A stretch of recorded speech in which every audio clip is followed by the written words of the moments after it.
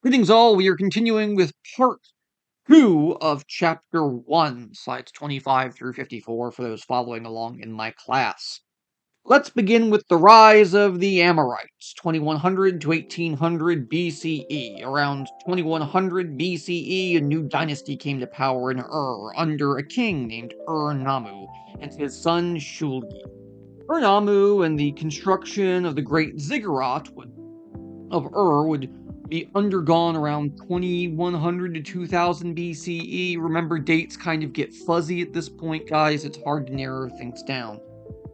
His son Shulgi would raid among the neighboring territories, collecting tribute. He would build a state-run textile production facility and encourage the growth of others. This is the first kind of federal, if you want to consider it that, growth of industry. We have his legal reform as well. His law code called for fair weights and measures, the protection for widows and orphans, and placed limitations on the death penalty. We tend to think of early code systems as being quite harsh, but his wasn't too bad, all things considered. Now, quoting from the text, while there was no mechanism for actually enforcing this code, Shulgi's commercial expansion of his realm and his patronage of art and literature established a pattern that influenced other rulers in the region for centuries to come. It also influenced newcomers, known as the Amorites, a Semitic people like the Akkadians, who, unlike the Akkadians, had largely been nomads and warriors. But now some Amorite leaders began to gain control of the ancient cities of Mesopotamia. Here we have objects from the royal tombs at Ur. On the left, we have a helmet made from an alloy of gold and silver. Its cloth lining would have been attached through holes visible around the edges of the helmet. On the right is a queen's headdress made of gold leaf, lapis lazuli, and carnelian. We also have the Great Ziggurat of Ur, built around 2100 BCE. This great temple is the best preserved structure of its kind. It's located in Nasiriyah. It's now in Iraq, and archaeological investigations, see the diagram, reveal that there is a central shrine. The most sacred part of the temple was reached by climbing 4 sets of stairs and passing through a massive portal. Now we'll move on to Hammurabi.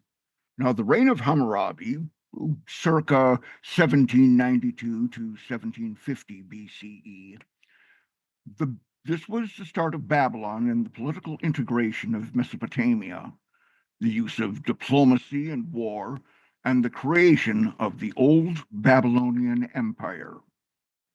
Now, law and society in Hammurabi's code, there were 282 pronouncements.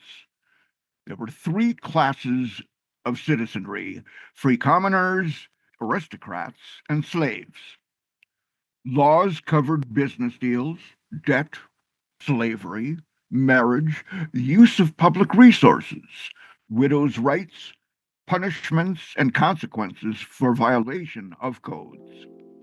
The Empire of Hammurabi map here shows, instead of wars, Hammurabi really fanned the mutual hatred of his political opponents and would skillfully portray himself as a friend and ally. While strengthening his own kingdom, he would build up his army, which he would then turn on his depleted neighbors. By such policies, he transformed his small state into what we historians call the Old Babylonian Empire. In 1793 BCE, we have Sin-Muballit, who would lead a failed raid on Larsa, and he would then be compelled to abdicate in favor of his son Hammurabi, and this is where Hammurabi really first comes to power, where he builds temples, irrigation ditches, and fortifies the city of Babylon with its new walls. Now, after Hammurabi, we have the enduring role of the city of Babylon, a new conception of kingship, the unification of a state religion, new emphasis on writing, diplomacy, and archives. Rulers are seen as the protectors of the weak and the arbiters of justice. We should probably explain codified law. To codify means to arrange laws, rules, or regulations into a systematic code. This process does not necessarily create new law. It merely arranges existing law, usually by subject, into a single repository. We have the Code of Hammurabi. As mentioned previously, the laws of Hammurabi survive on an 8-foot column made of basalt. Really, guys, if you want things to survive, let's carve it out of an 8-foot column of basalt. He really had the right idea. The top quarter of the column depicts the Babylonian king, standing at the left, being vested with the authority of Shamash, the god of justice. Directly below, we can make out the cuneiform inscriptions that are the law codes. Let's consider, how would the very format of these laws send a powerful message about Hammurabi's kingship? Women and textiles. Women were the predominant producers of textiles throughout the ancient world. Even upper-class women were almost continuously engaged in spinning thread and weaving cloth for their households. Here, a servant fans an elegant lady at work with her spindle. Now, keep this image in your mind as we move on to pre-dynastic Egypt. Some patterns will emerge. Here we have Predynastic Egypt, roughly 10,000 to 3100 BCE, and the role of the Nile River is central. They have a very rapid population growth at this point. We have early settlements at Myrmidai, Beni Salma, and of course, Mahdi. We have a diversified economy, the incorporation of copper into their tools and daily lives.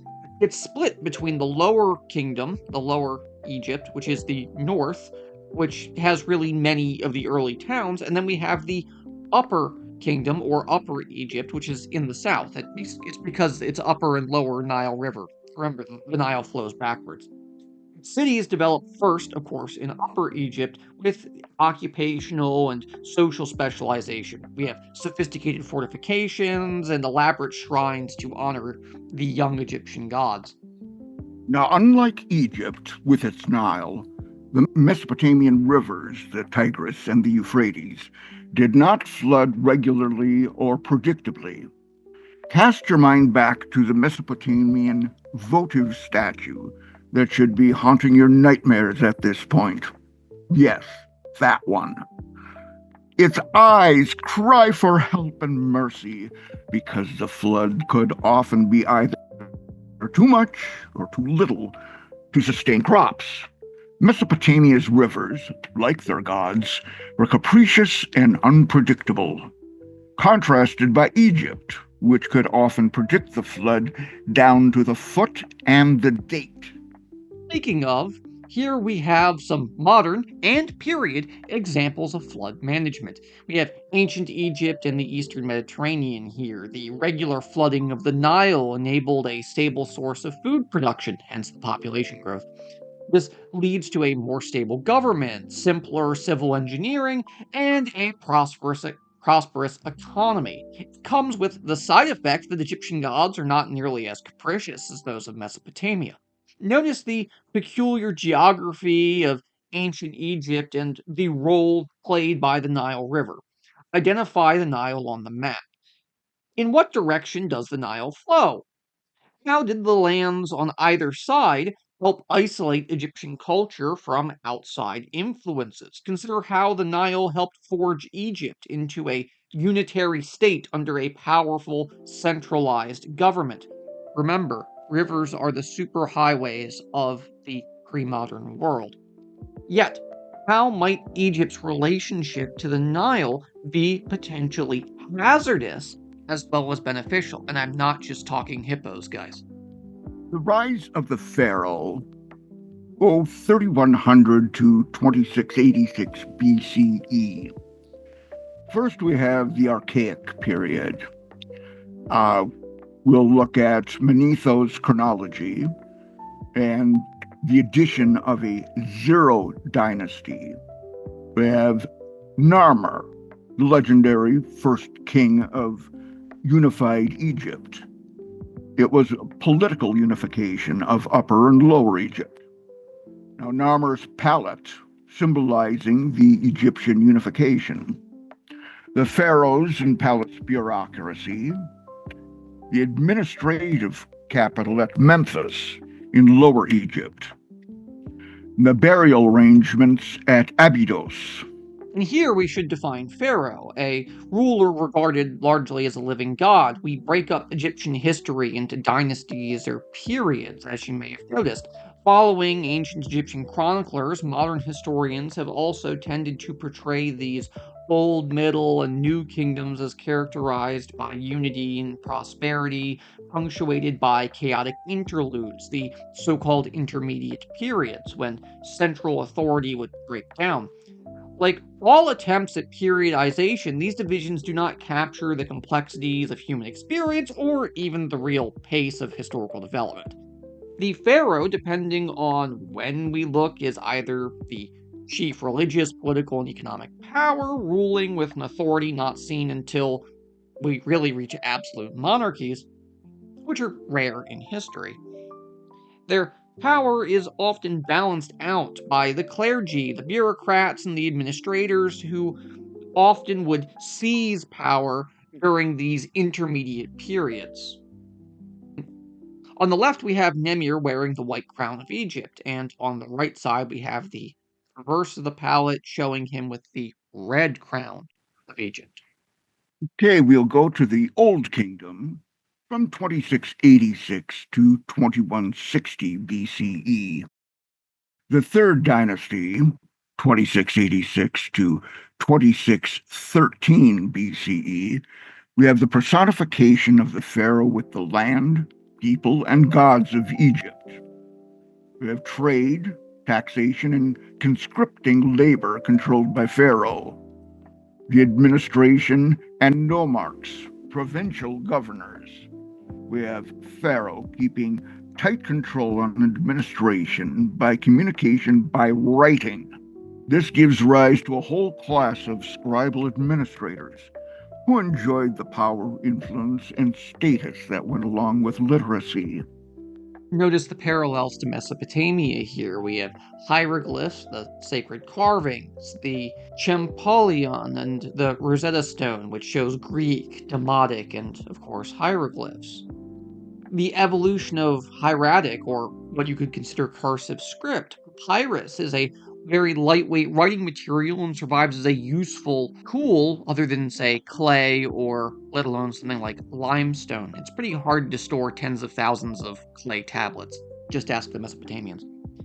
We also have the evolution of the Egyptian language. It's Semitic, Afro-Asiatic?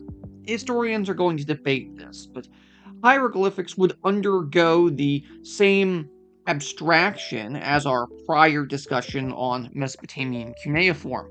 We'll turn to that now. Now, the Rosetta Stone, this famous stone, carved in 196 BCE, preserves three translations of a single decree in three different forms of writing. Hieroglyphs on the top, Demotic Egyptian, which is in the middle, and Classical Greek at the bottom. Why would scholars be able to use the Classical Greek text to decipher the hieroglyphic and the Demotic scripts? Egyptian writing.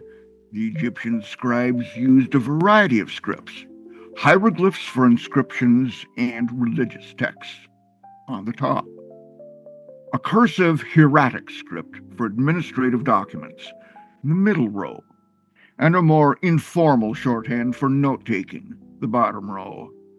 What are the relationships among these three forms of writing?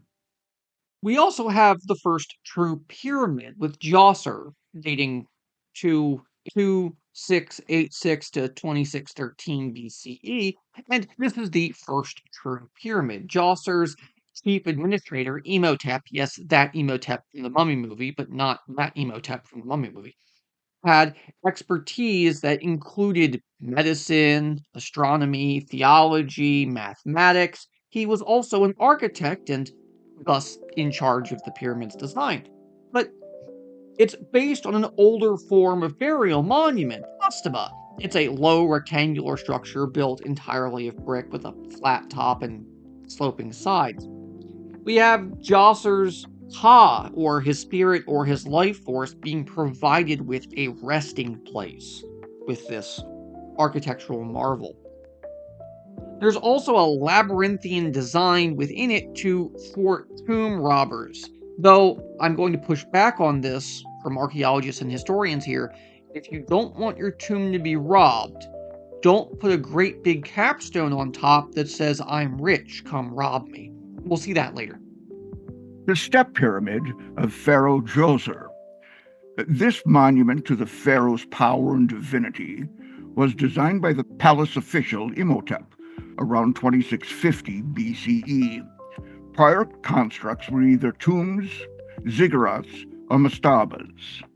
The Old Kingdom, these are the pyramid builders, begins with the 4th dynasty, 2613 to 2494 BCE, relatively short dynasty.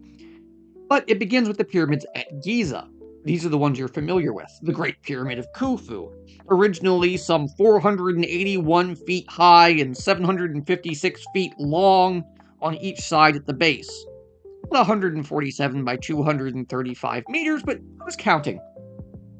It's constructed from more than 2.3 million limestone blocks, enclosing a volume of some 91 million cubic feet, 28 million cubic meters for those who don't use freedom units. In ancient times, the entire pyramid was encased in gleaming white limestone and topped with a gilded capstone, as were the two massive but slightly smaller pyramids built for Khufu's successors. The ancient world had its theories about how these pyramids are built.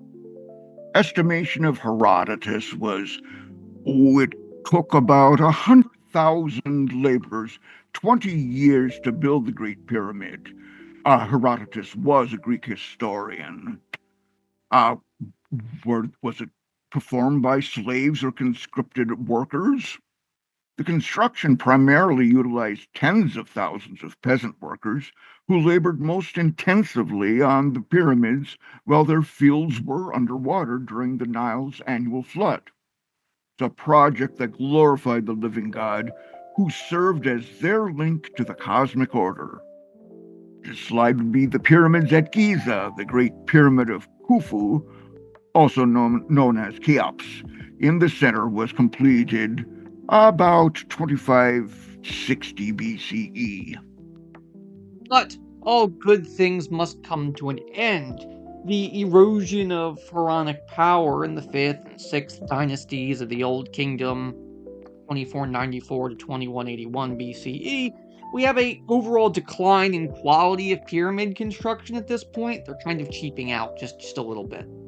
We have an ascendant priesthood. We also have the increased authority of the nomarchs. We also have a changing in climatic conditions, which made some of this more challenging. We'll see this more, especially in Mesopotamia. Desertification, as the earth is warming, becomes a big problem.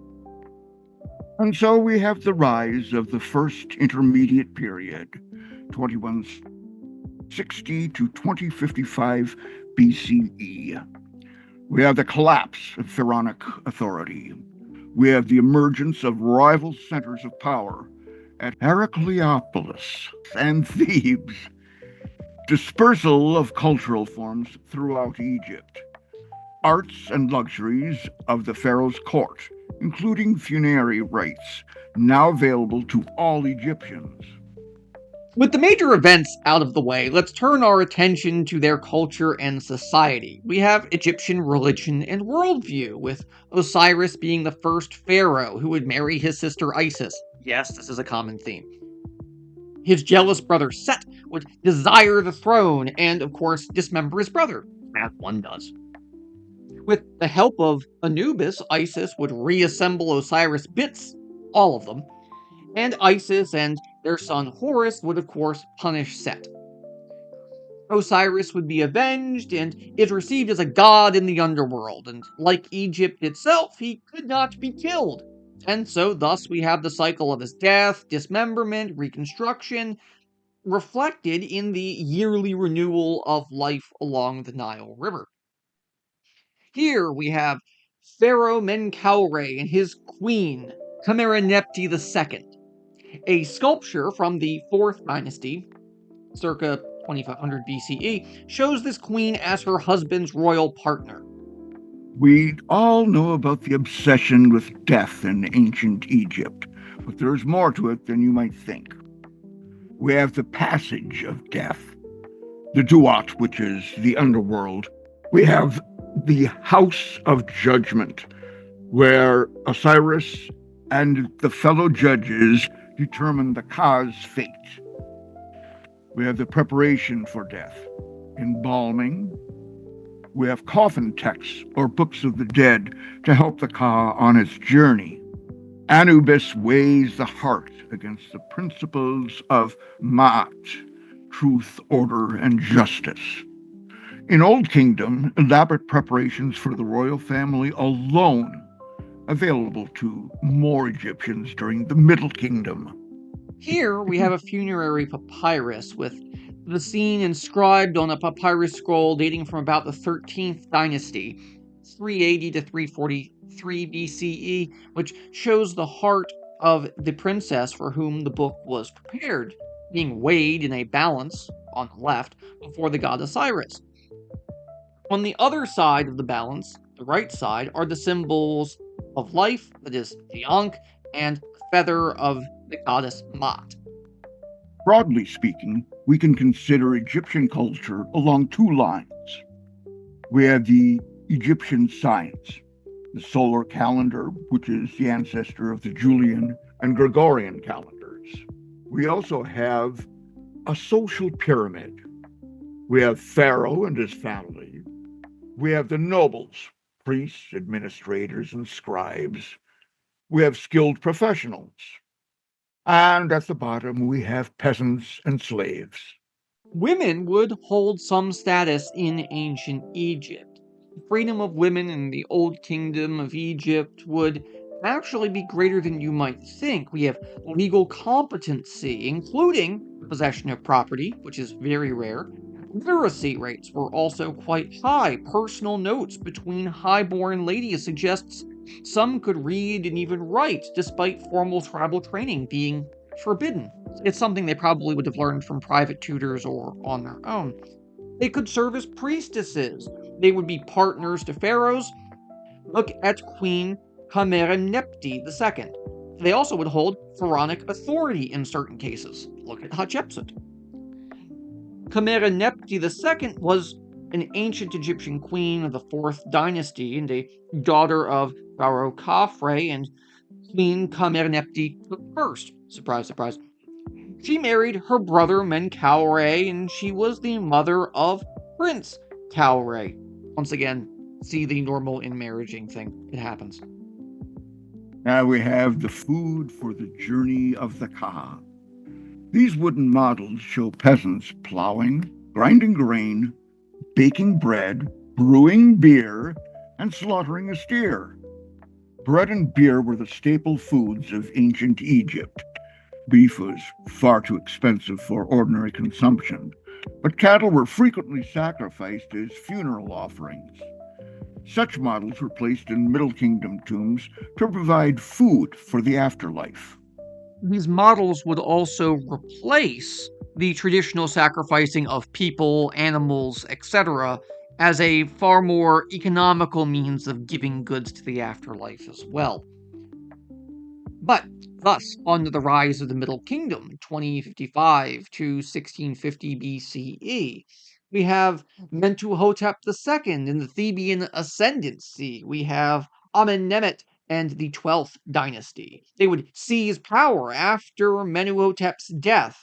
They would lead a conquest of Nubia. They would have expeditions as far as Punt, and they would have Egyptian economic and political influence as far flung as Palestine and Syria. We have the walls of the Prince in Sinai. The Nubian kingdom of Kerma. This image features the remains of the western Tefufa, a monument to 200 BCE, and the capital of this African kingdom. which came to rival Egypt.